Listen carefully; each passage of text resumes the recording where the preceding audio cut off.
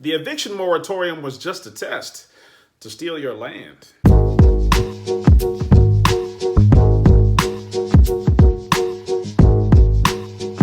Welcome to the Rob Lett Show. I'm your host, Rob Lett. We call these segments Soapbox News. They're current events I felt compelled to get on my soapbox about, but it's also your chance to get on your soapbox in our comments section. The Democrats plot to steal your land.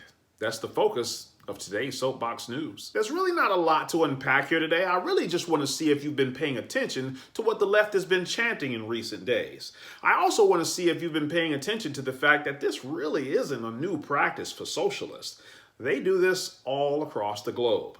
And then finally, I want to end by highlighting that this is just another difference between Republicans and Democrats. In the background of the pandemic, in the background of our conversations about masks, way in the background of all of these conversations we keep having about mandatory vaccinations, lies a little protest that nobody really seems to pay attention to, but you should. Alexandria Ocasio-Cortez making more headlines. This time, it's her latest demand that home ownership should be, quote, legislated as a human right. She says the right to have a home is more important than someone's right to make a profit. You know, I'm very proud to stand alongside Congresswoman Omar and my colleagues, my brothers and sisters in service, to reintroduce the Rent and Mortgage Cancellation Act. This is bold legislation that meets the moment and affirms housing as the fundamental human right. This isn't a new protest, by the way. Years ago, when our team used to buy foreclosures off the courthouse steps in Georgia, we would routinely be interrupted by these group of protesters who are all hoping to stop the foreclosure, and they were all chanting the same thing, that housing was a human right. Now, we have been calling for the cancellation of rent and mortgage payments for the duration of this public health emergency since the early days of the pandemic. Now, I laughed them off as crazy back then because I knew what that meant. Well, sort of. The left talks in code most of the time, but the code really isn't that hard to figure out. Most of the time, Democrats want something for free, and by free, I mean they want you and I to pay for it with our tax dollars. But over time, I quit laughing because I'm starting to realize this is deeper than just you and I paying for property. The Democrats want your property. I know you don't believe me. Let me tell you how the left operates. Democrats love to tell you how divisive Trump was.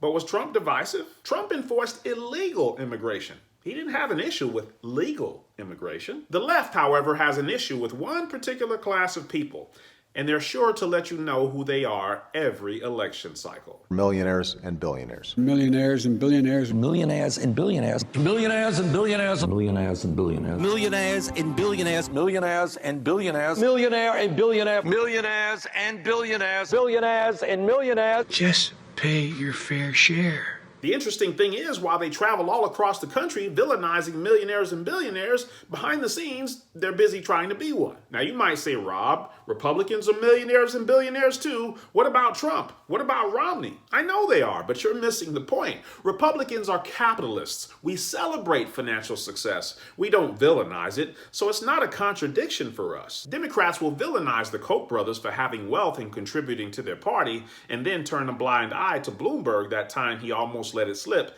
that he bought 21 Democrats. Oh, you didn't see that video? Let's just go on the record. They talked about 40 Democrats. 21 of those were people that I spent $100 million to help elect. All of the new Democrats that came in, put Nancy Pelosi in charge, and gave the Congress the ability to control this president, I got them. But let's get back on track. The Democrats are counting on your divisiveness. They count on your envy of the wealthy, hoping you'll vote for the government to go after those so-called tax cheats. And then, just when you think the government is on your side, the side of the little guy, that's when they hit you with the news. If you have at least $600 sitting in your bank account, the IRS could end up monitoring your spending. You've been asking us about this new regulation, a part of President Joe Biden's proposed tax reform that is raising questions about privacy. Let's verify. A THV11 Verify viewer wrote in asking, after seeing some banks posting on social media that the IRS is going to start making them report all deposits and withdrawals over $600, can you tell me if this is true? Yes, it is true that under President Biden's proposed legislation, the IRS would have access to more information on accounts with more than $600 in them. And you thought the government was only going after millionaires and billionaires. I told you. I tell you, no, but you wouldn't listen. Look at you now. So the Democrat playbook is to pick on a class of people you don't really care about and get you to vote against them. And then, just when you think that they were the ones who are getting punished, that's when they unveil the surprise. The law was for you all along. Now that you know the game, let's go back to this housing as a right stuff. Much of what you've been hearing in the way of protests has been centered around the eviction moratorium. If you recall, the Biden administration extended the eviction moratorium numerous times, which meant that tenants couldn't be evicted during this period, even though many landlords had mortgages to pay. Now watch this. Here comes the divide. Who cares about landlords? Many tenants don't. Landlords are put in that same category as those millionaires and billionaires. So the general thinking is the government is planning on punishing those pesky landlords. Surely they're not thinking about doing anything to regular homeowners, are they? On July of 2018, AOC sent a tweet implying how we should solve our homelessness problem. New York City is experiencing the highest rate of homelessness since the Great Depression, she said. For every one person experiencing homelessness here, there are 3 vacant apartments. Inequality is a crisis, and a bold 21st century effort on poverty must advance. First of all, it's already been proven that she's wrong on so many levels. Just because a property doesn't have someone in it doesn't mean that it's vacant. Some properties are under renovation. Other properties aren't under renovation, but they're waiting for someone to take occupancy. But notice this solution is a little bit different than the eviction moratorium proposal. Under the eviction moratorium, supposedly the government is trying to save the tenant from a financial hardship. But notice in this case, there is no tenant. The government is simply trying to tell you what to do with your own property. Let that sink in. Yes, I know her tweet said apartments, but read between the lines. What she really was trying to say in her tweet is that in the United States, we have some people who have excess while others are in need. If a law like this was passed, do you really think the government would stop at vacant apartments? Or do you think they'd want to come talk to you about your vacation home that you don't need? Did you see how quickly that happened? We're no longer talking about landlords now, are we? Now we're talking about anybody who has more than what they need. And this isn't a new concept for Democrats, by the way. They've always thought that your property belonged to them. If you've been successful, you didn't get there on your own. You didn't get there on your own. I'm always struck by people who think, well, it must be because I was just so smart. There are a lot of smart people out there. It must be because I worked harder than everybody else. Let me tell you something. There are a whole bunch of hard-working people out there.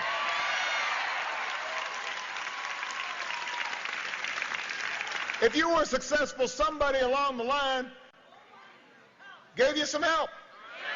There was a great teacher somewhere in your life. Somebody helped to create this unbelievable American system that we had that allowed you to thrive. Somebody invested in roads and bridges. If you got a business, you didn't build that. Somebody else made that happen. That was the first time that I saw an American president tell small business owners, the backbone of America, that they're not all that smart, that they don't work all that hard. The president effectively told them that everything you have is because of government. This is socialism. And it's so sad most people don't know what they're voting for when they vote for the Democrat Party. There's a reason why they call themselves socialists. In communist China, you don't have private property. In South Africa, the government has on numerous occasions expropriated land from its citizens. If you think what the Democrat Party is doing here in the United States is a coincidence, you're kidding yourself. The Constitution protects our rights to private property through our 5th and 14th Amendments. But here's what I want you to notice. I'm not an attorney, so the best way I can describe this is property rights is really a bundle of rights put together. You have the right to possession, control, exclusion, income, and disposition. I'm calling attention to the Democrats' recent extensions of the eviction moratorium because it represents a chipping away of these rights, in particular the right to derive income. And it's led many landlords to foreclosure. New at 5, a federal eviction moratorium has been a lifeline, really, for thousands of families in Georgia. It's allowed them to stay in their homes throughout the pandemic. Even lost jobs or businesses left them unable to pay. But now, other Georgians are facing foreclosure. Channel 2 investigative reporter Justin Gray joins us live. And Justin, we're talking about landlords. They are now living paycheck to paycheck.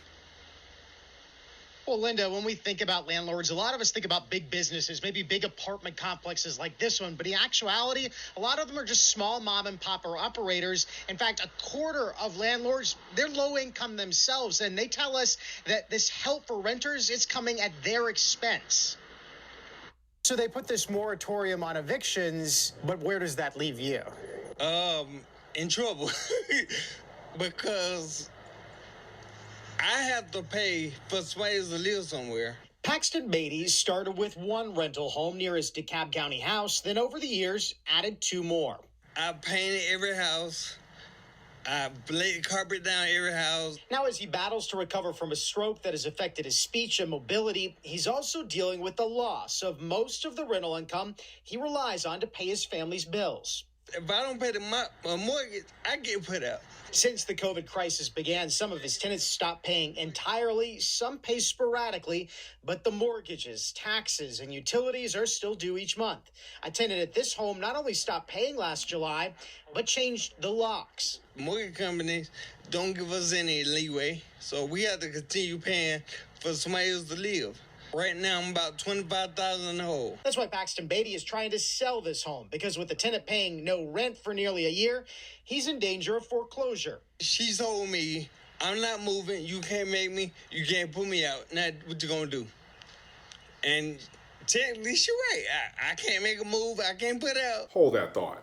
When we bought foreclosures on the courthouse steps, many times we got outbid by hedge funds that had way more money than we did. Coincidentally, I noticed Kamala Harris just bought on Michael Pyle, a board member of the world's largest asset firm. Now, why would you need to consult with the world's largest asset manager unless you were planning on acquiring a ton of assets in the future?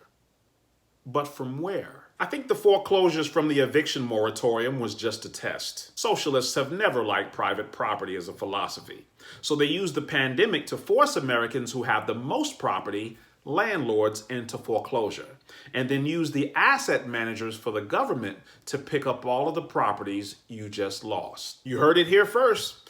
Keep your eyes open for more to come. When the Democrats say housing is a right, they mean housing should be free.